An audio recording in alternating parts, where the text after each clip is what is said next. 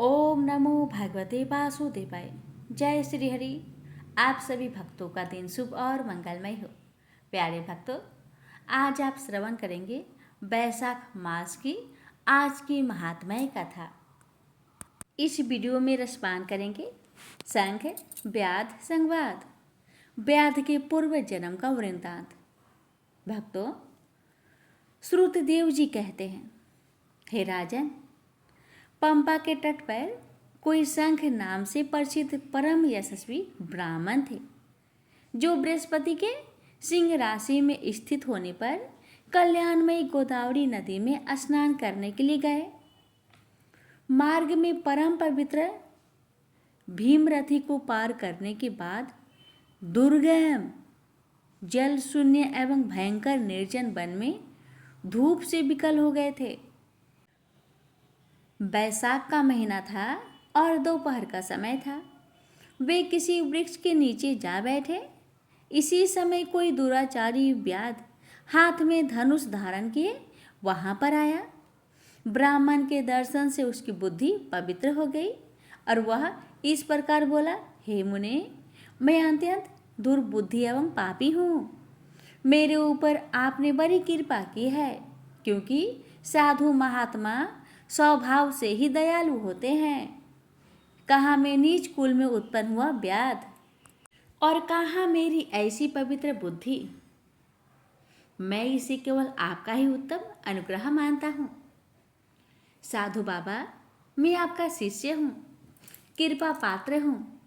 साधु पुरुषों का समागम होने पर मनुष्य फिर कभी दुखों को नहीं प्राप्त होता है।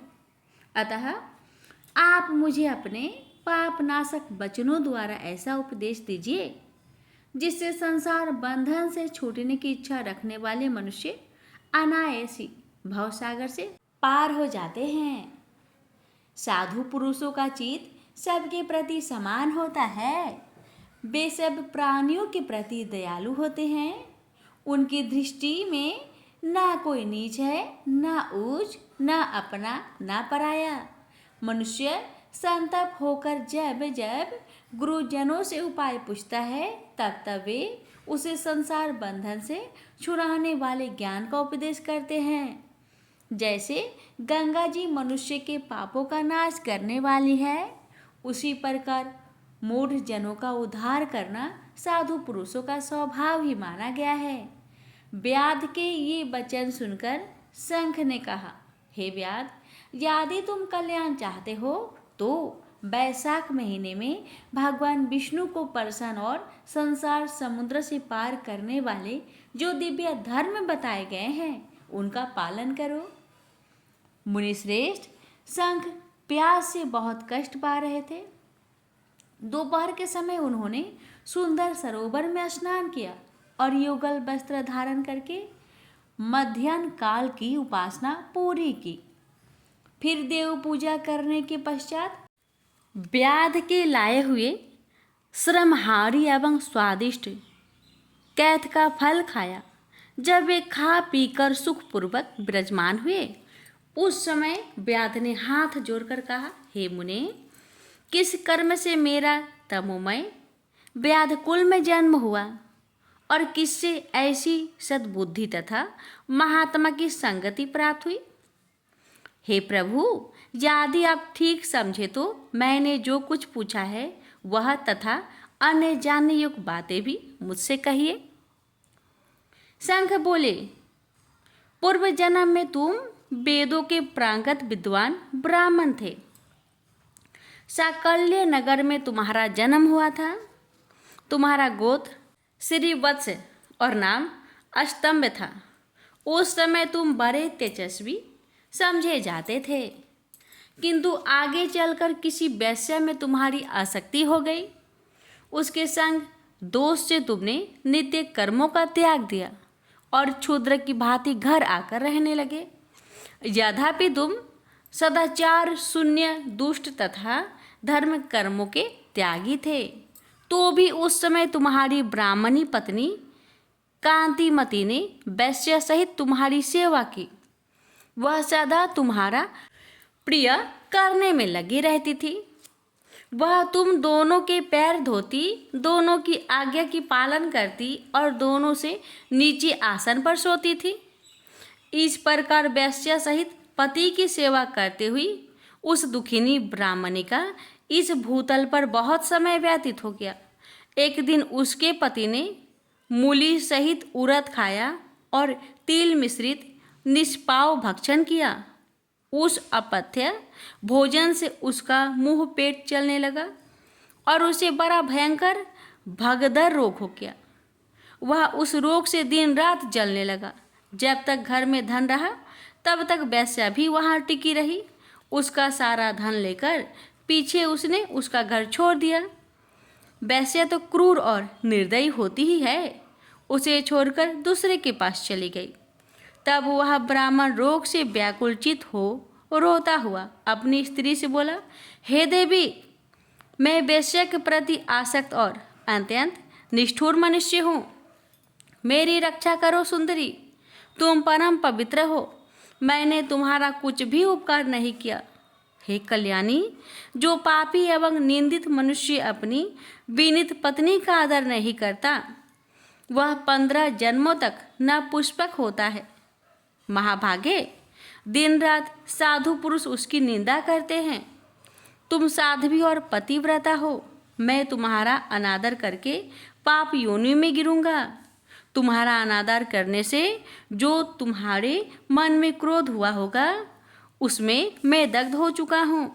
इस प्रकार अनुताप युक्त वचन कहते हुए पति से वह पतिव्रता हाथ जोड़कर बोली, हे प्राणनाथ, आप मेरे प्रति किए हुए व्यवहार को लेकर दुख न माने, लज्जा का अनुभव ना करें। मेरा आपके ऊपर तनिक भी क्रोध नहीं है जिससे आप अनेकों दग्ध हुआ बतलाते हैं। पूर्व जन्म में किए हुए पाप ही इस जन्म में दुख स्वरूप प्रकट होकर आते हैं। जो उन दुखों को धैर्यपूर्वक सहन करती है वह स्त्री साध्वी मानी जाती है और वही पुरुष श्रेष्ठ समझा जाता है। वह उत्तम वर्ण वाली स्त्री अपने पिता और भाइयों से धन मांगकर लाई और उसी से पति का पालन करने लगी। उसने अपने स्वामी को साक्षात क्षीर सागर निवासी विष्णु ही माना। वह दिन रात पति के मल मूत्र साफ करती और उसके चरणों में पड़े हुए कष्टदायक कीड़ों को धीरे धीरे नख से खींच कर निकालती थी। ब्राह्मणी न रात में सोती थी न दिन में।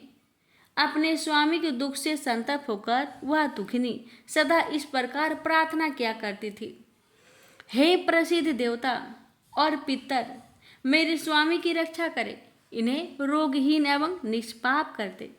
मैं पति की आरोग्य के लिए चंडिका देवी को भैंस का दही और उत्तम अन्न चढ़ाऊंगी। महात्मा गणेश जी प्रसन्नता के लिए मोदक बनाऊंगी। 10 शनिवार को उपवास करूंगी तथा मीठा और घी नहीं खाऊंगी। मेरे पति रोगहीन होकर 100 वर्ष जीवे। इस प्रकार वह देवी प्रतिदिन देवताओं से प्रार्थना करती थी। उन्हीं दिनों कोई देवल नामक महात्मा वहाँ आए। वैशाख मास में धूप से पीड़ित हो सायंकाल के समय उस ब्राह्मण के घर में उन्होंने पदार्पण किया। ब्राह्मणी ने महात्मा के चरण धोकर उस जल को मस्तक पर चढ़ाया और धूप से कष्ट पाए हुए महात्मा को पीने के लिए शरबत दिए। प्रातःकाल सूर्योदय होने पर मुनि जैसे आए थे वैसे चले गए। तदंतर थोड़े ही समय में उस ब्राह्मणी को सन्निपात हो गया। ब्राह्मणी सौंठ, मिर्च और पीपल लेकर जब उसके मुंह में डालने लगी तब उसने पत्नी की अंगुली काट ली। उसके दोनों दांत सहसा सट गए और ब्राह्मणी की उंगली का वह कोमल खंड उसके मुख में ही रह गया। उंगली काटकर उस वैश्य का ही चिंतन करता हुआ वह ब्राह्मण मर गया। तब उसकी पत्नी कांतिमती ने कंगन बेचकर बहुत सा ईंधन खरीदा और चिता बनाकर वह साध्वी पति के साथ उसमें जा बैठी।